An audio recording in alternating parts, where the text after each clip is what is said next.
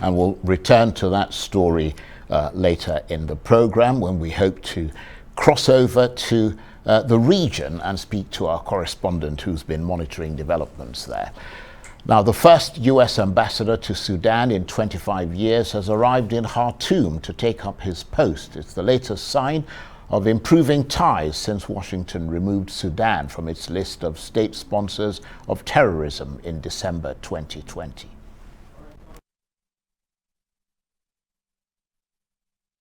Right, now let's take you back to that story that's emerging from Angola, where the ruling party looks set to win the national election. Arise East Africa correspondent Mark Bichachi is monitoring developments from Kenya's capital, Nairobi, and he joins me now. Good to see you, Mark. So the MPLA party in Angola on course to win the presidential election. What's the latest from there?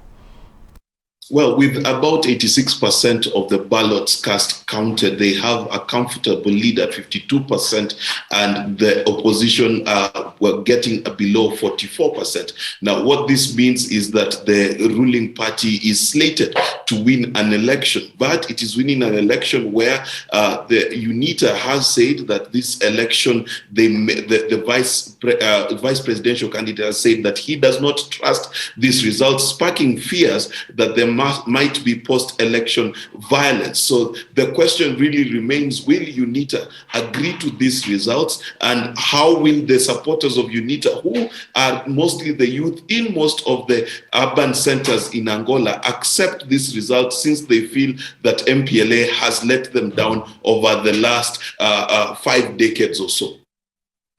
And you make a number of interesting points there, which is that UNITA is saying that the provisional data suggests that it, rather than the MPLA, is leading in the polls, and that suggests that the results are likely to be disputed.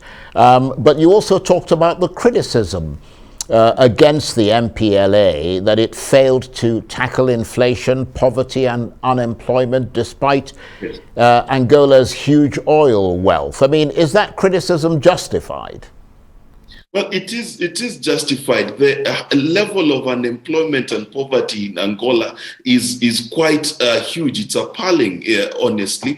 And many of the young people who voted based on the promise that 500,000 new jobs would be created, and other economic stimuli. The president, current president, had promised that he'll be able to tackle corruption, he'll be able to deal with issues of poverty. The only thing that he can say he has done, the people of Angola are saying that he has been able to do, is to slightly deal with the issue of corruption. But in terms of the dealing with poverty and bringing better resources and to the people of Angola, he has not been able to do so. And the MPLA at large has not been able to do so since the independence of Angola. So a lot of young people feel that the MPLA has let them down.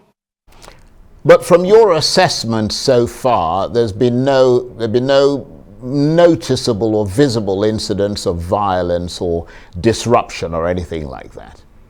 Not at all. It has been largely peaceful.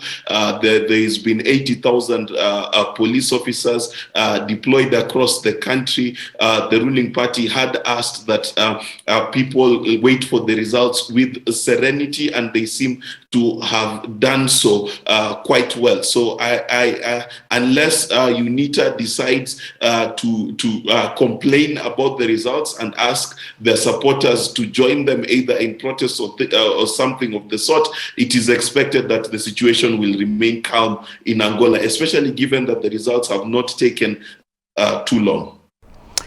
Okay, let's shift gears slightly, Mark, change direction to Kenya, where you are, and where a record 7 female governors are being sworn in today following those recent elections in which a total of 45 governors, as I understand it, were elected. How much has the vote ushered in a new wave of female leaders where previously very few women held such influential positions?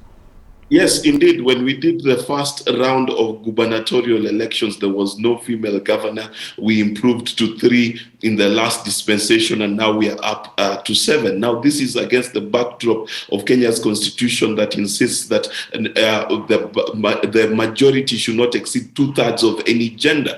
So we are seeing 7 governors out of 45. There are 2 more gubernatorial elections to be held, and many of these are ladies who have either held the position before, but most are brand new governors. The governor of Nakuru, the governor of Meru, the governor of Machakos, all these are brand new governors. They've never done this before. And this is really testament to the maturity of the Kenyan people to consider ladies to be worthy leaders. And it is a significant change, I must tell you, from 2013 when the new constitution held its first elections. It is a big change. And of course, we've still not met the constitutional threshold, because we'd expect that 2/3 of governors should be from at least one gender. So we still have a ways to go, but this is a significant milestone indeed. Well, you're certainly doing better than a lot of countries that I know, and I won't mention any names at the moment. But let's move on and talk about Raila Odinga's petition to overturn the outcome of the vote. It's in the Supreme Court. What's the latest there? Well, what's the latest is the IEBC has entered its evidence. It's Form 34 A's, B's, and C's as evidence of who was elected to be president. It is expected that the UDA faction, which has the president-elect William Ruto, will file the same either tomorrow, Friday, or latest Saturday. And from then, there will be a pre-trial conference. Now, the Raila Odinga's evidence varies from tampering of the Form 34 A's, tampering of the transmission of data, collusion between the IEBC and the UDA party, basically claiming that the IEBC was acting on behalf of the party UDA. Also, the variance in the total number of votes between Form 34A, which is the polling station result, 34B, which is the constituency result, and 34C, which is used to declare the president. They claim that there are tens of thousands of ballots that were cast in favor of Raila Odinga that were dismissed in each of those steps. A local newspaper has verified the same, and this forms the bulk of Raila Odinga's evidence. Now, of course, the Supreme Court will have only about 7 days to consider the evidence before them, and it must be understood that if the constitutional threshold of transparency and reliability of the count is not met, then there is a chance that these elections could be overturned. But that hinges on the quality of evidence that Raila Odinga is able to present. Mark, thanks so much for your comprehensive coverage and analysis there. Mark Bichachi, Arise East Africa correspondent.